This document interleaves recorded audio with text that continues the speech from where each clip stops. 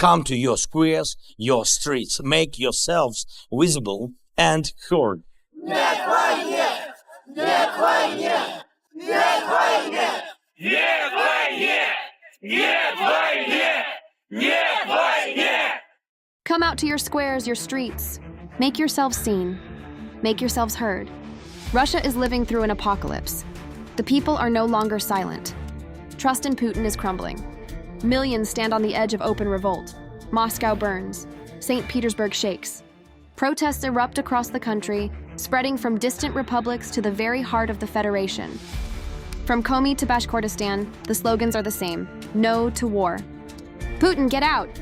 Tens of thousands march with banners raised high, refusing to retreat even as riot police descend with brutal force. This is no longer the cry of a small opposition. It is the sound of a 25-year regime beginning to collapse. Russia is now accustomed to sirens, to chants, to the thud of batons and the sting of pepper spray. From Tverskaya Street in Moscow to Nevsky Prospect in St. Petersburg, the picture is the same: a suffocating atmosphere thick with chemicals, rage, and desperation. This is not a distant news clip from foreign media. It is Russia's reality. A student screams, "Freedom!" before his voice is drowned by riot shields slamming in rhythm. A retired woman trembles as she holds a cardboard sign that reads, "Stop killing our children." Mothers cry for detained sons as banners fall to the ground. Putin is a murderer. The question long ignored in the Kremlin's corridors now thunders across the streets of Russia. Whose war is this? And how much longer must we pay the price? Beyond the wall of propaganda lies the truth. Empty shelves, endless gas lines, anger boiling over. For decades, the West believed a myth, that Russians endure anything, that no matter the suffering, they remain silent and loyal. But history tells a different story. The Russian Empire collapsed not to invasion, but to its own starving people. The Soviet Union disintegrated because its economy failed and the people lost faith. Anger built slowly, silently, until it exploded. The Kremlin knows this. Its obsession with censorship, bans, and brutal suppression is not a display of strength. It is fear. Fear of unity. Fear of collective action. Fear that silence will finally break. Ukraine understands this. Its strikes on refineries, fuel depots, and rail lines are designed not to topple Russia in a single blow, but to force every citizen to feel the cost of war in daily life. And it works. A refinery fire is just news, until you wait hours in line for 2 liters of fuel. A bombed power plant is just a statistic, until your home freezes in the dark. Reality is shattering propaganda. Patience turns to anger. Anger to questions. Yet the Kremlin insists the economy is strong. That salaries rise, that growth continues. But the truth seeps through. Inflation devours families. Food becomes luxury. Imported medicine disappears. Even the middle class feels the ground giving way. The state props itself up with war factories, soldier salaries, and payouts to keep people quiet. But this is sugar keeping a dying patient alive. When reserves run out, the collapse will be sudden and devastating. The regime's answer is always the same: more fear, more control, more violence. Borders tighten. Dissent becomes treason. Even Putin's inner circle is consumed by paranoia, with oligarchs and generals falling in suspicious deaths. This is not stability. It is decay. This does not mean crowds will storm the Kremlin tomorrow. But repression always follows the same cycle: denial, complaint, anger, rage. And no regime can halt that cycle forever. History proves collapse comes suddenly, after long stability, when people least expect it. Ukraine is not betting on miracles. It is betting on inevitability. Russia is already rotting from within. Not just through protests in the streets, but through cracks in loyalty, in fear, in apathy. Putin's contract with the people, stay silent and life will remain tolerable, is broken. Life is no longer tolerable. Whispers spread. Questions multiply. Even governors and bureaucrats begin quietly resisting, protecting their own regions rather than Moscow's interests. Small acts of disobedience, the grains of sand, are clogging the gears of the machine. Each region fends for itself. Each official avoids responsibility. Together, they paralyze the state. Even the Kremlin's innermost circle drowns in suspicion. This is not the behavior of a strong state, but of a crumbling mafia. The social contract is dead. Faith is gone.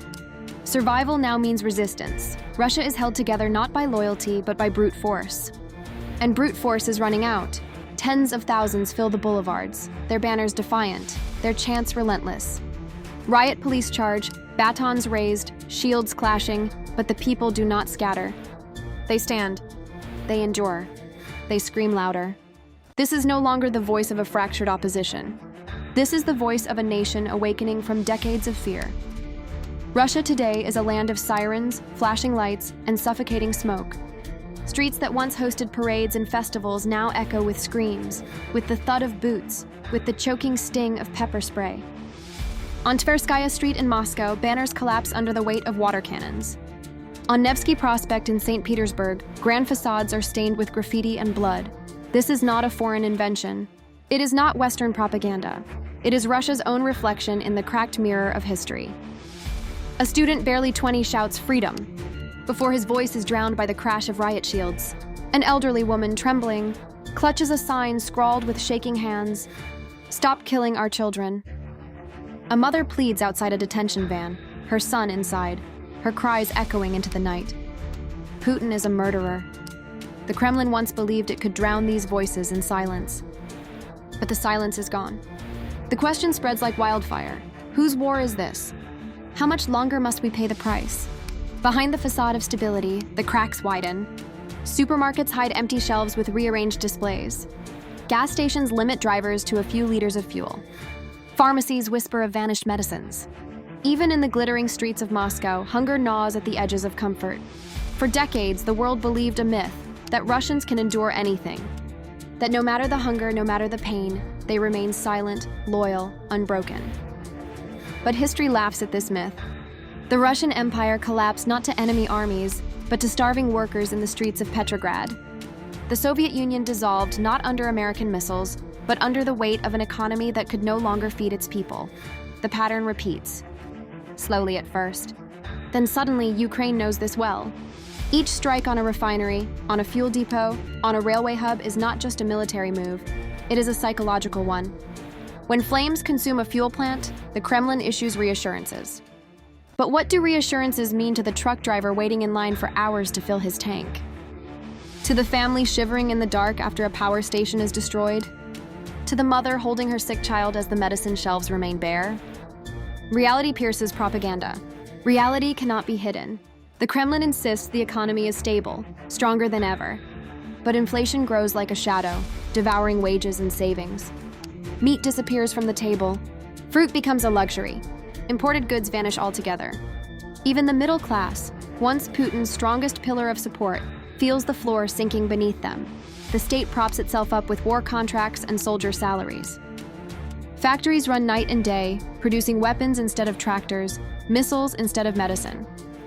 But this is no growth. This is no prosperity. It is the economy of a prison camp, where survival is temporary, where collapse is inevitable. Fear remains the regime's final weapon.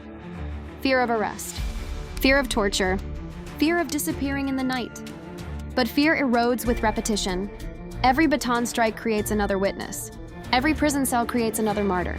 Every act of repression fuels the very fire it tries to extinguish. In the Kremlin itself, paranoia reigns. Generals fall from windows. Oligarchs drown in suspicious accidents. Ministers disappear overnight. Trust dissolves into suspicion. Loyalty becomes survival. This is not the behavior of a strong state. It is the decay of a mafia empire feeding on itself. Revolutions are not born in parliaments. They are not planned in strategy rooms. They begin with whispers, with sideways glances, with quiet refusal. A factory worker slowing down his machine. A governor secretly shielding his region from Moscow's orders. A soldier refusing to fire on his own people. Small grains of sand that clog the gears of the state until the machine collapses under its own weight. The Kremlin clings to the illusion of control. Borders tighten, censorship expands, punishments multiply. But repression is not strength. It is panic. And panic is contagious. Across Russia, patience dies. Anger grows. The contract between the ruler and the ruled, stay silent and life will remain tolerable, has been broken. Life is no longer tolerable. The people have nothing left to lose. And a people with nothing left to lose cannot be silenced forever. History tells us collapse always comes suddenly, when it is least expected. It does not announce itself with parades or speeches. It erupts from the cracks, from the whispers, from the voices that refuse to be silenced. Russia is not collapsing tomorrow. Not next week. But the decay is irreversible. The foundations are rotting. And one day, when the Kremlin least expects it,